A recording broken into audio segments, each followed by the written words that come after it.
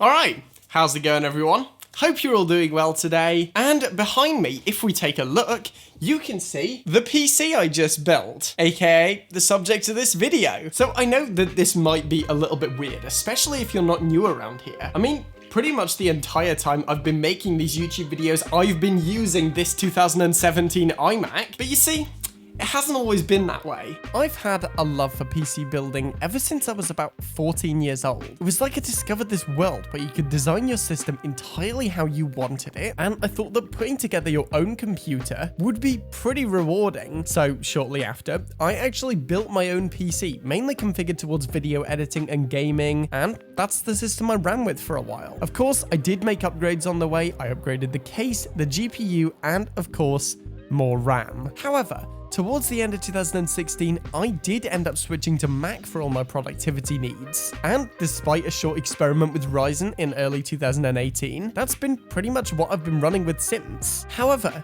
due to lockdowns, I haven't really been able to see any of my friends in person for a very long time. So what most of my friends have been doing is they've been playing more online games. And while I try to join in where possible, on a Mac, that's not really all that doable. So I decided maybe it's time to build another gaming PC. After I decided this, I knew that I wanted a system where I could play pretty much any game my friends were playing at 1080p and without breaking the bank, because it is very easy to fall into that PC gaming money trap. And with that, this PC build was born. For the processor, I decided to go Intel. The new 10th series i5-10400F seems to provide great performance for the price, and while you do lose integrated graphics, because I am planning on using a dedicated graphics card, that's not really going to be an issue for me. In terms of the RAM, I simply went with some Kingston HyperX Fury RAM. It's tried and true, I've used it before, and again, because we're on Intel, I don't need any particularly fast RAM. For the motherboard, I went with a basic MSI board. I've personally found MSI's boards to be really good in the past, and despite the fact that this is a locked board, again, because of the processor we went with, this really isn't an issue for me, especially for the type of build I'm trying to do. To save money, I also went with a basic Corsair VS550. To be honest, this system really doesn't need all that much power, and despite the ugly cables, because I have this custom extension kit, that really doesn't bother me. Now, in terms of the case, I was actually planning to do a Micro ATX build, hence the size of the motherboard. However, after finding out the case I wanted was out of stock, and after finding out about this Corsair 275R Airflow edition, I decided that the good looks, good airflow, and fairly good noise performance of this Corsair case was absolutely worth the money. And finally, and probably most importantly, I needed to pick a GPU. Now, here's where I had some problems. At first, I was going to go with the RX 590, but as you can see, I went with the GTX 980, and we're going to be talking more about why that happened later on. As I said, I want this to specifically be a gaming build. I plan to do no editing on this thing whatsoever. This is going to stay my primary productivity machine. So I guess, without further ado, let's get into the build.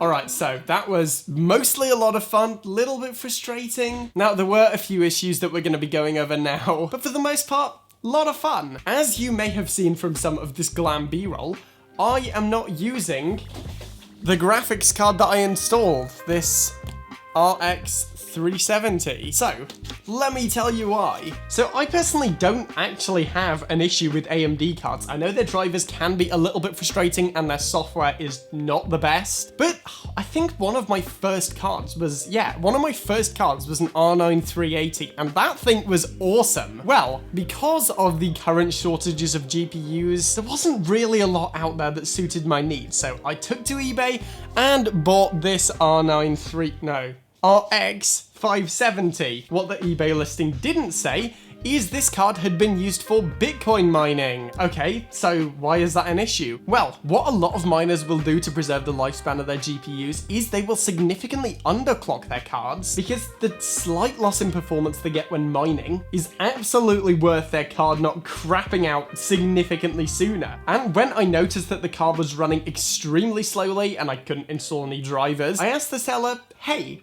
has this card been used for Bitcoin mining? And they said yes. After this, I was a little bit concerned, but I thought, maybe I can just flash the BIOS and that should be okay, so I went ahead, flashed the BIOS. And while that certainly didn't solve all my problems, I could install drivers and I could get my card running up to speed again. But still, there were just constant issues with this graphics card, so I'm sending this one back, and I decided to put in the old faithful GTX 980. So let's take a look at that install process.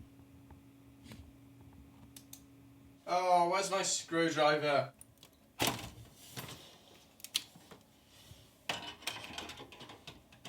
Corsair, why did you design your GPU installation like this? I have worked with computers that have had cases in that have been 20 years old, and they haven't been this irritating. Gotta say, the experience of building in this Corsair case was pretty awesome, except for the GPU installation. As you saw in that, it was a little bit of a faff. Seriously, it's so difficult to get a screwdriver in there. So of course, all of this is well and good, but how does it perform? Well, as you can see here, I'm currently playing some Borderlands 3, and despite the franchise's history for not being overly demanding, this one is kinda hardware intensive. As you can see here, it's running totally fine. This is ultra settings in 1080p, and honestly, I haven't had an issue with any of the games I play. I'm actually getting attacked, so I'm gonna have to fight my way out of this for real now.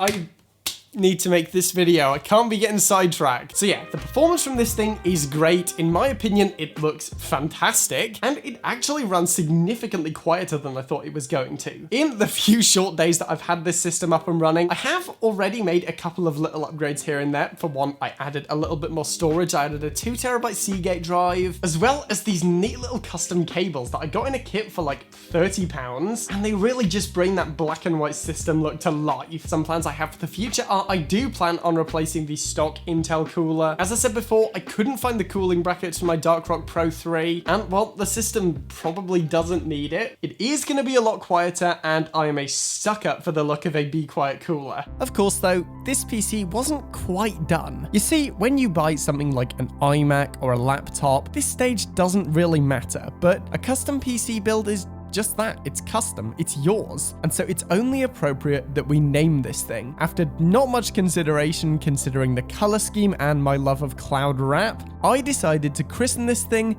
the Oreo milkshake. Alright guys, so I hope you enjoyed this one. I certainly loved making this one. Let me know, by the way, which games you think I should check out, because as I said, I've been away from PC gaming for a very long time, and I really want to play some new games, so I would very much appreciate your recommendations. As for now though, as always, thank you for watching. Remember to like the video if you want to see more content like this, and smash that subscribe button. I'm done for now, and I will see you guys in the next one.